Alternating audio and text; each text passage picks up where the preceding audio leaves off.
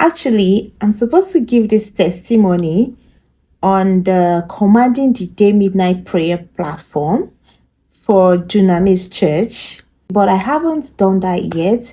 But I still want to share it here to encourage you so that when I'm telling you that God is committed to answering your prayers, you will believe me. I cannot tell you what I have not tested and proven. I can't tell you what I have not experienced myself. I am privileged to have been born again for some years now, and I have experienced God in diverse ways. That is why I can stand here today and tell you that God is committed to answering your prayers. Now, listen to this testimony.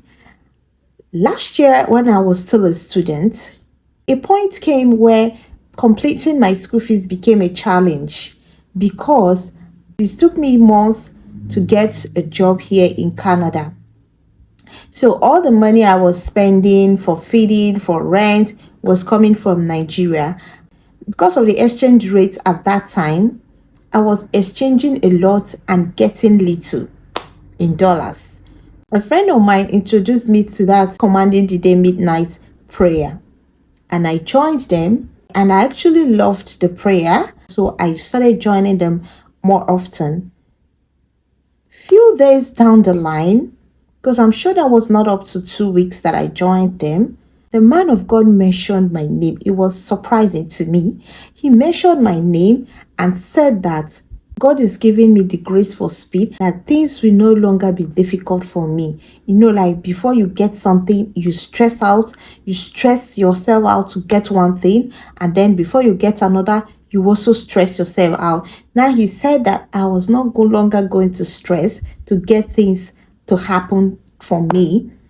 And I said amen. And I knew that it was my school fees actually, because it was beginning to stress me.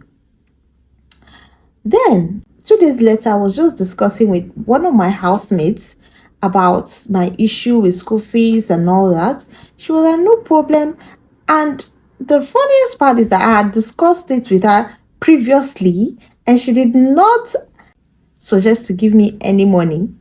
But that day after that declaration, she on her own said, I can give you the money now, and you pay me 4 months later, because that's the time I'll be needing that money. I'm like, hold on, what did you just say? Like, you're going to give me the money I needed, and then 4 months later, I'm going to give you back? She said yes. She transferred the money to me. I cleared my school fees for that month, and the rest was story. Guys, friends, children of God, child of God, what is it that is bothering you? What is this that is making you think that God is not alive?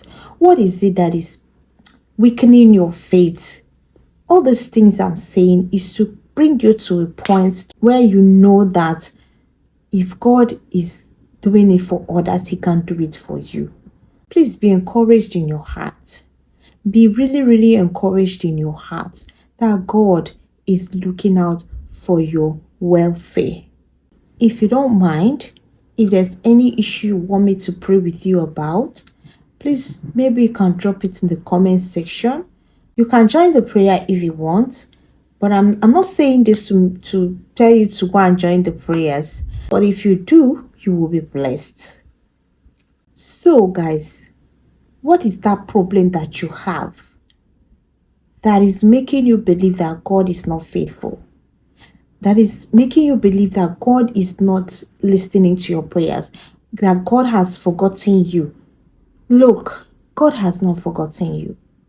He knows everything you are going through. And if for any reason you are not getting that answers to that prayer, then something else will be the reason, but definitely not God's faithfulness or his ability to hear and to answer us. Please be encouraged and let your faith be alive, so that in his appointed time, he will do it for you.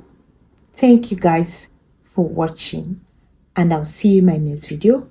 Remain blessed. Bye.